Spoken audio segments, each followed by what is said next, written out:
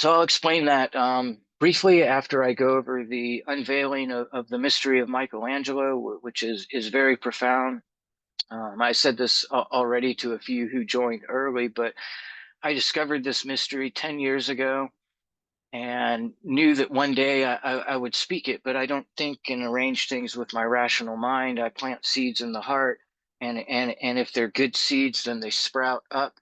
And at the right time, on the right date, it hits my mind, and I remember all at once. Oh, okay, now it's time to do that. So for whatever reason, now is the time, and for whatever reason, nobody seems to have discovered this over the 10 years that since I found it, which is special because usually when you uncover anything, it echoes through the collective unconscious and somebody else grabs onto it. I'm sure a lot of you are familiar with that. I'm sure you've come up with great poems or song ideas or business ideas. And then a week or a month or 2 months later or a year later, somebody else, does it. Well, that hasn't seemed to happen in this case, or at least my latest Google search didn't reveal that. So this has to do with the painting of Michelangelo. Um, I've always known it as the first man. For some reason, when I Google search today, it's now called the creation of Adam, whatever. Reality changes. I'm used to that. Or maybe I'm suffering a little bit of memory loss or dementia. Anything is possible. So this is that famous picture where God and the host of the angels, God as the Father, is reaching out of some type of object and touching the finger of Adam, who's like lounging like the ultimate man, eating his apple. It's a very famous painting. So I'm going to go ahead and screen share that right now. Here's the original painting. Here we have God the Father, cherubim, angels touching the finger of Adam. I guess he isn't eating an apple. Um, and it's surface, a lot of people, these painters, these great artists from the old time, they were like the most spiritual people of the time, but they were in a society where if they spoke the knowledge that they knew, they would be burned at the stake or stoned to death or imprisoned. It wouldn't go good for them. So some great inspirational spiritual stuff is hidden in all sorts of works of art, and this is one of them. And what the spiritual community has come up with so far is this. Can everyone see that okay? So that they've pontificated, or I don't know the right word for that, that God is coming out of the brain. That here we have the uh, something. I can't read the small text, and I'm not a biologist, so I don't really know the entire parts. But here we have the cerebellum. Here we have the pituitary gland, um, vertebral artery. Basically, all these spinal cord right here.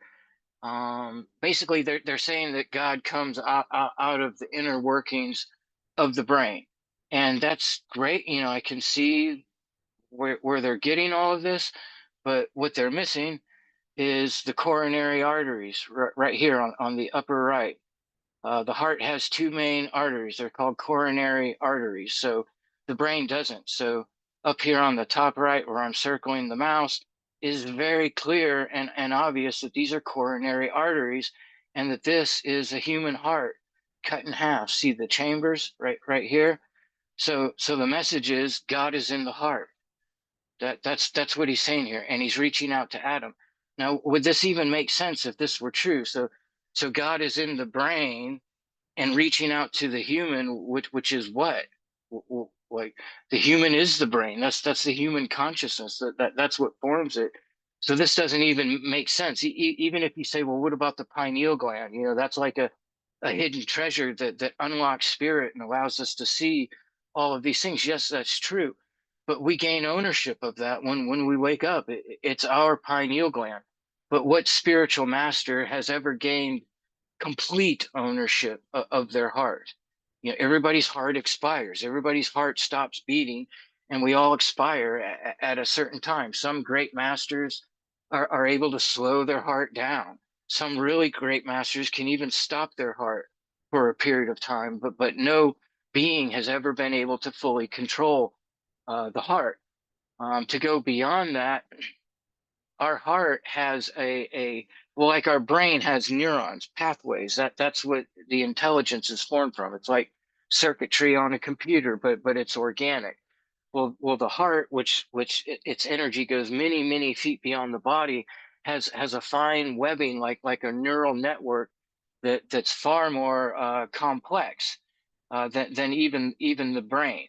So the brain is like an infantile consciousness compared to the consciousness that resides within the heart. So we'll go back one more time to uh, what's happening.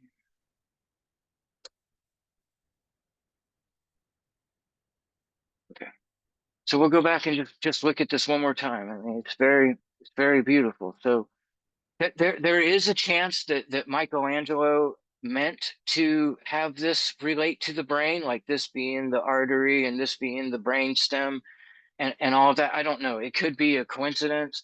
I'm not a historian, and I don't personally know Michelangelo. I've never interacted with the famous painter from my spirit time. But if that was done on purpose, then the message I would think to be twofold. Number one, as the infant is forming in the womb, the first thing that is made is the heart. So the heart literally made the brain. Okay, so there's going to be similarities and synchronicities. So that's one of the possibilities. If the spiritual decoders were onto something with this, the other possibility, I also don't know what time period Michelangelo was from, because it used to be dissecting a human body would get you burned at the stake or stoned to death. It used to be irreverent. So I don't know if he knew enough about biology to even relate it. But if he did, the message is that your brain, your human self, belongs within the heart, and this is where you find God.